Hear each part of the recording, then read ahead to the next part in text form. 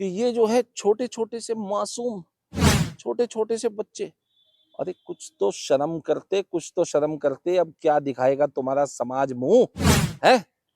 क्या समाज तुम्हारा दिखाएगा? कौन से भाईचारे की बात करोगे तुम? आज देश की जनता ने देख लिया है, कोई भाई नहीं है, समझे?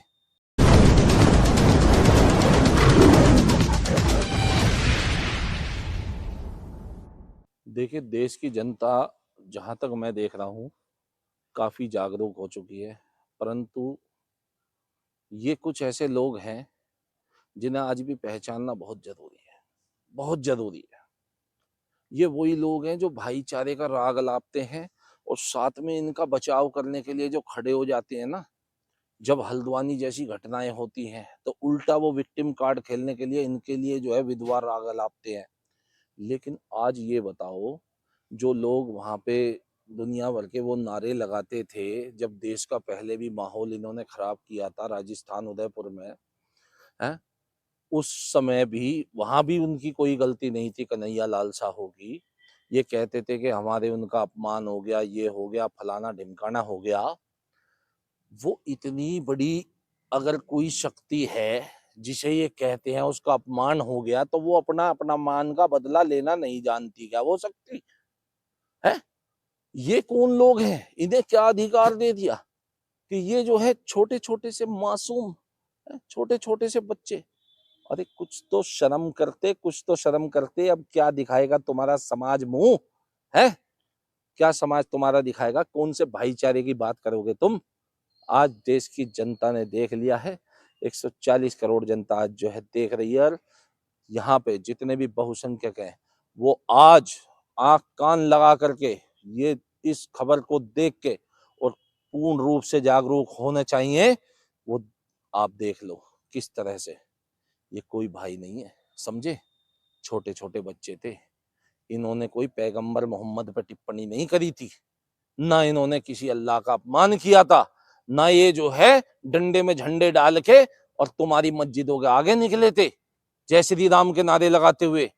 अरे ये तो किसी शायद यात्रा में भी शामिल ना हुए होंगे, ये तो पड़ोसी थे। उल्टा मैं यूं कह रहा हूं, सुअर के बच्चे हैं ये, सुअर के बच्चे। 5,000 रुपए की, 5,000 रुपए की मदद जो परिवार तुझे करने जा रहा हो, तेरे उस झूठे भाईचारे के चलते, है, तेरे उस नकली चेहरे के चलते क्या सिला दिया, क्या दिया तूने? आज इन्होंने साबित कर दिया कि जो हमारे बड़े महान जितने भी चाहे वो हमारे सिखों के गुरु रहे हो, चाहे वो अंबेडकर साहब ने भी यही बातें कही हैं। उन्होंने कहा है गुरुओं ने कि मुसलमान का बच्चा कभी ना सच्चा निकले, सच्चा तो वो है ही नहीं। मुसलमान का बच्चा ये कभी सच्चे नहीं हो सकते। आज इन्होंने साबित कर दिया है। मात्र 5,000 रुपए की मदद लेने के नाम पे ये वहां गया था। और वो देखिए परिवार को कि उसने कितना दिल बड़ा करके इसको बोला। जो बच्चों का पिता था उसने अपनी पत्नी को फोन करके बोला कि ठीक है, कोई बात नहीं, दे देंगे ये पैसे वापस, आप दे दीजिए इन्हें। लेकिन इनकी आंख में था सुअर का बाल, वही जिहाद का सुअर का बाल। और वो जो पाकिस्तान से इनको सोच मिली हुई है, वो सोच अब आने वाले समय में इस देश में अब डिटेंशन सेंटर बनवा के छोड़ेगी। क्योंकि अब इस घटना से यह तो साबित हो गया है कि चाइना की तर्ज पे जब तक इस देश में डिटेंशन सेंटर नहीं खुलेंगे, इनका इलाज संभव नहीं है, नहीं है।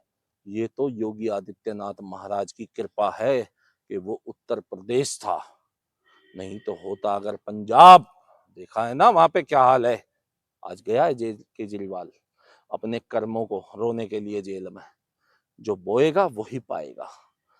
इस कहावत को याद रखना, जितने भी ये 28 गठबंधन के इंडी पार्टी वाले घूम रहे हैं गली गली भारत को जोड़ते हुए, जिनके बाप दादाओं ने तोड़ने में कोई कसर नहीं छोड़ी, इन्हीं गली गलियों में आज एक ही आवाज और एक ही पुकार नजर आ रही है, मोदी योगी हर एक बार, हर एक बार और हर एक बार।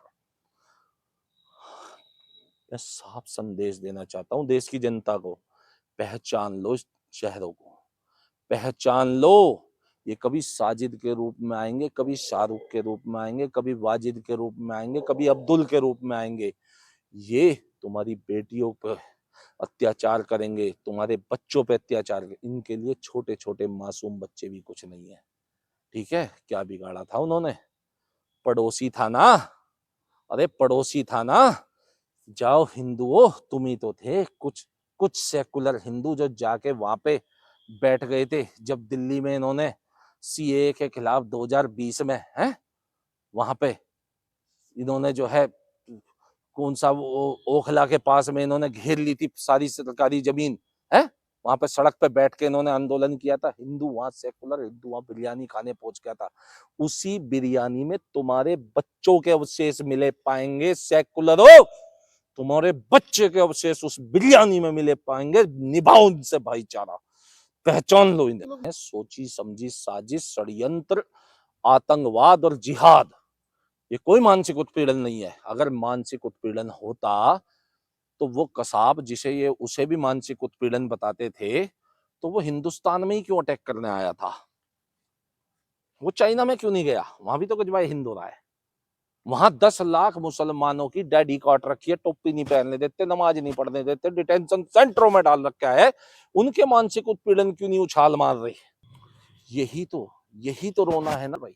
इसी बात का तो आज तक हम दंड भोगते आ रहे हैं। इसी बात के चलते, इस ठप्पे के चलते आज तक ना जाने कितने बच्चे हमारे हैं इनके जो है शिकार हो गए, ना जाने कितनी बहन बेटियां लव जिहाद की शिकार हो गई। जिहाद के चलते पूरा कश्मीर खाली हो गया। केरल की 30 से 35 हजार लड़कियां जो है यहाँ से ले जाके अरब के देशों में सेक्स लेब बना के इन्होंने जो है वहां पर बड़ी निरसंस उनके साथ जो है बर्बरता उनके साथ करी। ये सेकुलरिज्म के ही चलते हुआ है और इसका बीज बोने वाली थी इस देश में कांग्रेस, वही गांधीवादी विचारधारा जिसने जाके इनका बढ़िया इलाज हो रहा था, लेकिन उसने ही जाके मेवात में इन्हें रोका था। अगर ये सन 47 में उस तरफ हो गए होते तो आज हमारा देश अब तक सोने की चिड़िया बन चुका होता। लेकिन राहुल गांधी तो कहते हैं कि मैं मोहब्बत की दुकान खोल रहा हूँ, हाँ, यात्रा निकाल रहा हूँ। हाँ, ये ये मोहब्बत की दुकान नहीं है, ये मोहब्बत की दुकान नहीं है। पहचान लो, जिस कांग्रेसी के मुंह से मोहब्बत शब्द तुम्हें सुनाई दे जाए, समझ लेना हिंदुओं, वो तुम्हारे बच्चों के ऊपर घात लगाए बैठा है।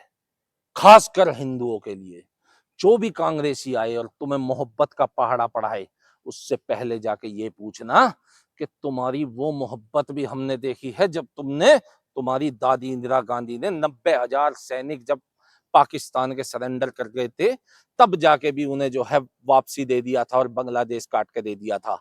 ठीक है, चाइना का कितना इन्होंने चाइना को हमारी जमीन दे दी है, हमारे देश के जगह जगह इन्होंने टुकड़े कर दिए। इनकी मोहब्बत की दुकान उस समय भी चल रही थी वहां कश्मीर में, जब वहां से लाखों हमारे हिंदू सिख भाई जैन भाई बौद्ध भाई वहां से जो है यहाँ शरणार्थी आ गई है, उनके साथ बर्बरता की गई। मैं यूं कह रहा हूं ऐसी मोहब्बत की दुकानों को बंद कर देंगे, क्योंकि हमें ऐसी जिहाद की मोहब्बत नहीं चाहिए। हमें चाहिए शांति, और शांति हो सकती है केवल और केवल सनातन से कायम। और जब तक देश में संपूर्ण सनातन नहीं होगा, जब तक इस देश में शांति नहीं होने वाली है, क्योंकि ये जो है विशेष लोग ये इस शांति को हमेशा भंग करने के लिए जिहाद की लड़ाई लड़ते रहेंगे।